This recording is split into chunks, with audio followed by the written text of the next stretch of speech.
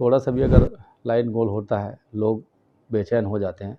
मैंने प्रयास किया है कि मेरे क्षेत्र में सबसे पहले विद्युत की व्यवस्था दुरुस्त हो। अर्जुंदा में एक अलग फीडर हुआ है, गुंडरदी से अलग फीडर संचालित हो रहा है। साथ ही 2 सब डिवीज़न मैंने बनाया है, एक तो रोड जेवरतला में भी और एक अभी खामभाट में अलग से स्वीकृति मिली है। जहाँ तक हो सके, चाहे वो मोटर पंप की बात हो या फिर निजी कनेक्शन की बात हो या फिर अन्य संसाधन की बात हो, उससे सिंचाई के लिए भी बात हो, उसका भी हमने भरपूर प्रयास किया है कि लोगों को जितनी ज़्यादा हो सके व्यवस्था बिजली की दूर। और बिजली बिल हाफ के माध्यम से आज छत्तीसगढ़ की सरकार ने 3,250 करोड़ रुपए जो किसानों को बिजली बिल हाफ में उसको सुविधा मिली है, आम नागरिकों को उसकी सुविधा मिली है। लगातार हमारी कोशिश और प्रयास जारी है कि लोगों को बिजली की सुविधा समुचित रूप से मिल सके। चूँकि मेरा गांव चैनगंज है, तो रात में 5 बार बंद होना, 1-1 घंटे के लिए बंद होना।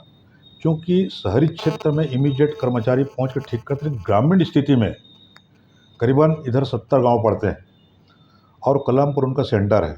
तो कलमपुर में अगर बंद हो गया तो वहाँ न कोई इंजीनियर रुकता रात में और न ही कोई वो रुकता है, कर्मचारी रुकते हैं। तो वो मान चलो कि भगवान भर से आगे नहीं तो रात भर के लिए किसान लेकर पढ़ने वाले बच्चों के लिए भारी तकलीफ की बात है। कई जगह बोर सूख गए, तो मैं दरखास्त खुद लगाया अपने पंप के लिए ना, ऐसा नहीं ये जगह शिफ्ट यहाँ करना है करके। वो अभी तक 4 महीने हो गए, हमने अमाउंट जमा कर दिया है कि मेरा खुद काम बाकी पब्लिक का छोड़ दो आप, चलो भाई कर लो, निकल कर लो। तो ये केवल कागज में ही हम इतना करोड़ का हमने सेंक्शन दे दिया, लेकिन किसान को 3 मिनट भाई 2 महीने के अंदर इनका हो जाना चाहिए। आज पूरे देख लीजिए जितने 3 हाउस पावर 5 पावर के जो किसानों का आवश्यकता मेन है धान के लिए, उनको कनेक्शन नहीं दिया गया, इसलिए बड़ी दिक्कत है।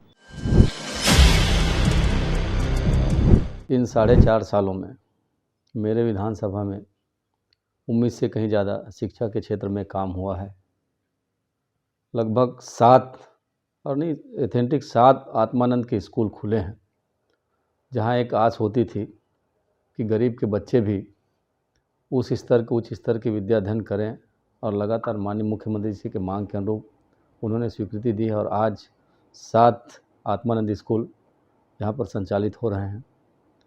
कुछ उन्नयन के भी स्कूल थे पूर्ववर्ती सरकार के दौरान, जैसे भंडेरा हाई स्कूल को हायर सेकेंडरी में किया था, नहीं कर पाए थे। माननीय मुख्यमंत्री जी के आश्वासन के बाद आज वो उन्नयन होकर वहाँ 12वीं की कक्षाएं संचालित हो रही हैं। साथ ही सबसे बड़ा ये था कि भाटा गांव बी और पैरी जो जन भागीदारी से संचालित हो रहे थे स्कूल, उन्हें भी शासकीकरण करने की घोषणा माननीय मुख्यमंत्री जी ने की। और परसाहिटी का भी स्कूल का उन्होंने उन्नयन और हाई स्कूल में उसको परिवर्तित करने का उन्होंने घोषणा किया है। और साथ ही लगभग इस साल मेरे विधानसभा में 169 ऐसे स्कूल हैं जो लगभग जीर्ण शीर्ण अवस्था में थे, प्राथमिक और माध्यमिक स्कूल, उनको भी संधारण करने की राशि सरकार ने स्वीकृत की है।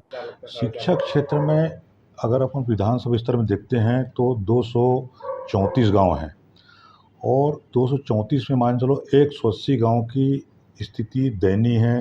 कहीं छत का सीमेंटीकरण गिर रहा है या भसकने की स्थिति, मतलब बच्चों के लिए बहुत खतरे की स्थिति आज तारीख में।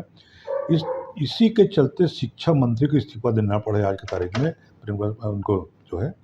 तो मुझे जो लगता है विधायक की ओर से प्रयास नहीं हुआ है, निश्चित अगर होता प्रयास तो ये क्योंकि बच्चों भविष्य का सवाल है, इनको ठीक कर लेते।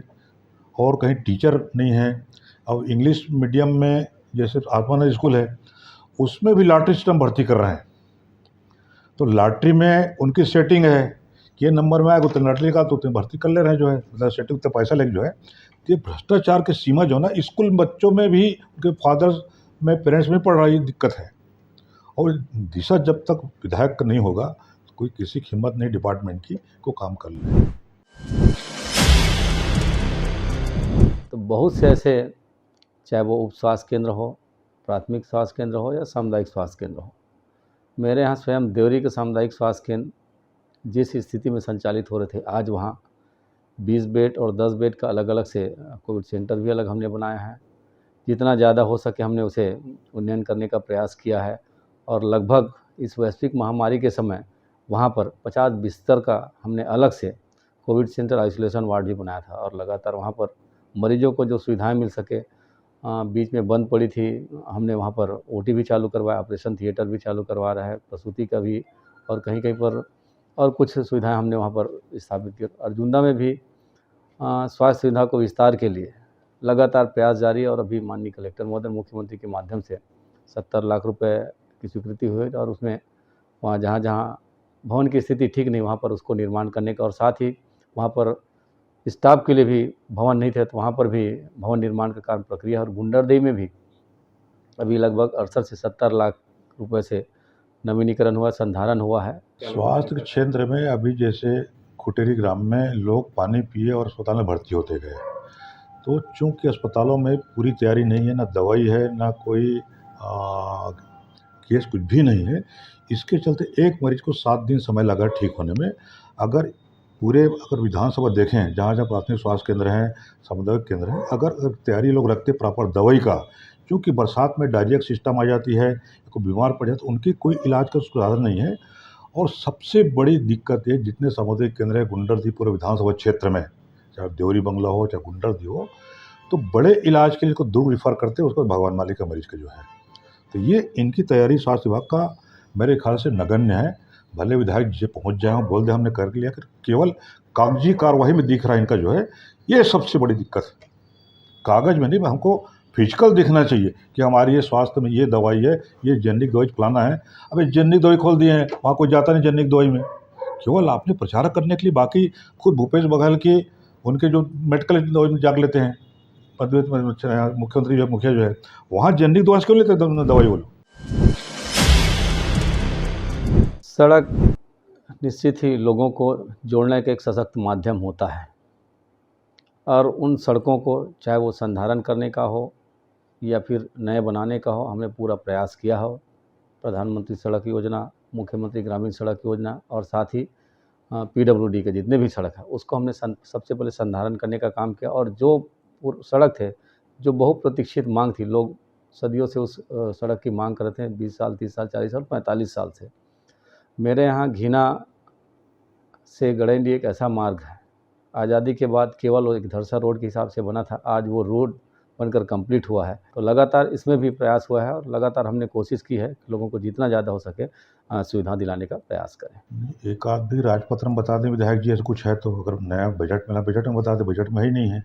जो कुछ भी चल रहा है, जैसे आपका ये गुंडरदी में कुछ नया मतलब डामरीकरण हुआ है और वो जो है प्रधानमंत्री योजना का है, वो जो खुटेरी तक पुल बना है, गुंडरदी में 4 पुल बन गया, वो प्रधानमंत्री जो नाली बन रहा है एक केंद्रीय योजना का है। और बाकी एनुअल जो रिपेयरिंग होता है उसमें काम हुआ है। बाकी सड़क में कोई नई स्थिति मुझे दिखता ही नहीं पड़ता। जैसे तवेरा से आपका PM जैसा की रोड है, बहुत रद्दी रोड हो गया है।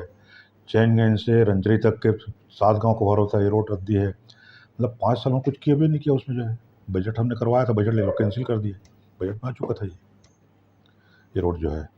तो इस मेरे ख्याल से जितने भी चल रहे हैं कहीं नया कुछ भी नहीं है, क्योंकि पुराने जो सैंक्शन वही काम हुआ है, बाकी नहीं बराबर है। एक आदमी बता दे भाई दिखने वाला काम तो पता है।